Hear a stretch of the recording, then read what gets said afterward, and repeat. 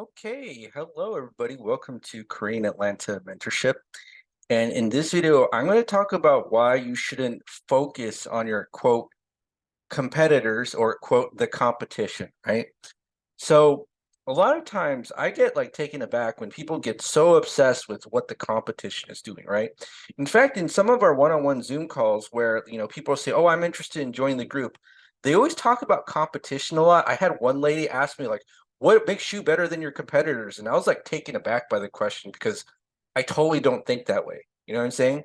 Like I honestly think that competition, quote competition, doesn't really exist, and if it does exist, it only serves to make you better. Okay. So here's the thing. Here's what I notice about a lot of people. They're so obsessed with what other people are doing, and I always think that if they just focus on doing a good job for themselves, they would just beat out the competition by default because everybody else is obsessed with what other people are doing. Whereas if you do the best job and just focus on doing that, you don't have to care what other people are doing, right? It's like if I go to In and Out, the hamburger chain in California, I don't say to myself, I'm going to In and Out because McDonald's or Burger King offers a lesser hamburger than In and Out. I just go to In and Out because the burger is tasty. Now, it's been more than 10 years since I've been to In and Out, but every time I've been to In and Out, I never thought I'm going there because McDonald's or Burger King sucked. I went there because I thought In and Out was excellent, right? And that's how people should come to you, right? They should come to you because you're doing a great job, not because, Sally or Harry do a terrible job and you're better by default. But I honestly think that most of us have been brainwashed since our youth to think that way. I mean, you ever notice in school, it's all about it doesn't really matter if you're good or bad. It's like being relatively better than everyone. So, for example, even if you're the worst of the best, people really seem to care about that. So, if I remember when I took Spanish class in high school, um, when I took Spanish class in high school, I knew there were a lot of people who got A's in the classes. They were quote the best of the worst. And then the next year they couldn't speak the language. At least 99% of them couldn't, right?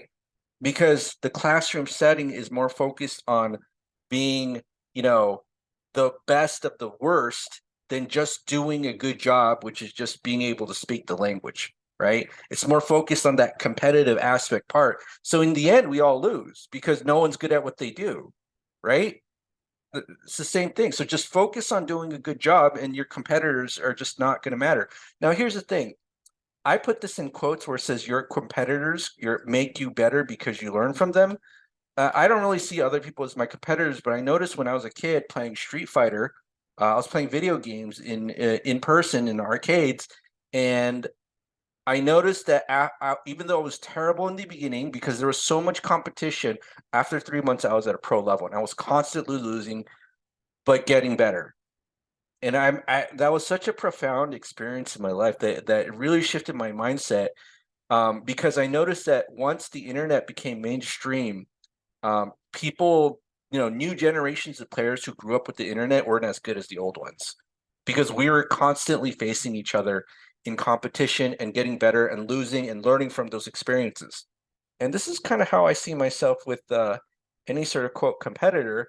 I grow, they grow, and we all learn together, right? That's how I see myself. I don't see other people as I have to quote eliminate them in order for me to succeed. I feel like that's a very old model that should have died maybe 20 to 30 years ago, right? That style of thinking. And it seems like it hasn't gone away because when I see shows like Squid Game, it seems like that mentality is still prevalent in a world of abundance. And maybe it's even worse in a world of abundance. I don't know, but it just seems like it's that way. Number three, I honestly think this mentality is drilled in the general population to prevent them from leveling up. And this is kind of drilled in you at grade school level. So, like in the pep rallies in high school, they say, "Hey, our sports team is facing the school across the street sports team." And you ever notice, like, they say, "Oh, they're the enemy or they're the competitor," right? And then, if you look at things from a bird's eye point of view, you'll notice that in those schools, like the principal of one school probably move around and be the principal of like the competitor school in like 1 or 2 years. That's just how things work, right? And it's the same thing with big business and companies. Like, ever notice that CEOs just jump from company to company? They don't they go from one company and then they quote jump to the competitor, right?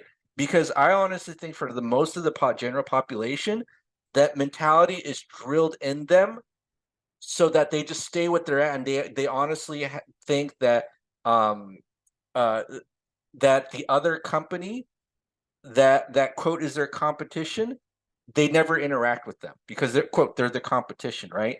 But it's the same thing in business, school, and most institutions. Whoever, based on your rank and hierarchy. So if you're the CEO of one company, you don't try to destroy the other company. You just, if they offer a better salary, you just jump ship. So the competition doesn't even exist. I hope that makes sense. But again, look up the revolving door phenomenon, right? So people in high positions, maybe they work in government and they were a regulating company, and then once they retire from the government or quit the government job, magically they're like in an important position in the company that they regulated, right? So very, very common in the upper echelons of society, but for the normal, everyday masses, they just stay they just stay put, and they don't ever level up.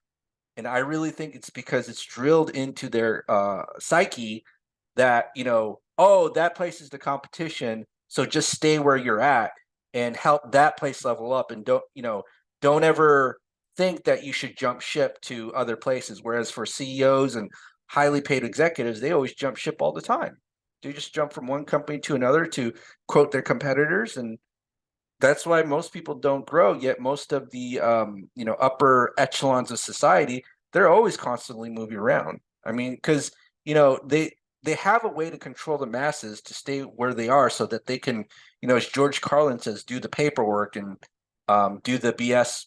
I forgot what exactly he says, but he talks about how most of the jobs out there are just so that you're just paper pushing and just sitting in office doing paperwork. Now, and I don't criticize you if that's your position, but what I do criticize is if you have no desire to escape that, right? Because we're all born in the same society and we're all prisoners of the same society. But if you're a prisoner, have a little bit of ambition to escape the prison. Okay. All right. So this is Korean Atlanta Mentorship. So just kind of a little take on why you shouldn't focus on the competition. Just focus on doing a good job, and realize that your competitors are really there to help you level up, right? And I understand that people have this mentality in general that they have to eliminate you. And so sometimes when I talk on one-on-one Zoom calls, I'm taken back when people quote mention the competition. I have no idea what they're talking about, because like I have to like remind myself, oh yeah, that's how people think. Duh. And that's why I'm kind of making this video to brainwash myself again, and hopefully to brainwash you to not think like the masses do. All right, so if you're interested in joining our group, go ahead and click the Google form link below. Also, if you want to join the YouTube channel, go ahead and click the join button. It's only 99 cents a month, and you get access to exclusive emojis in the live stream. All right, have a great day, everybody, and we will speak next time.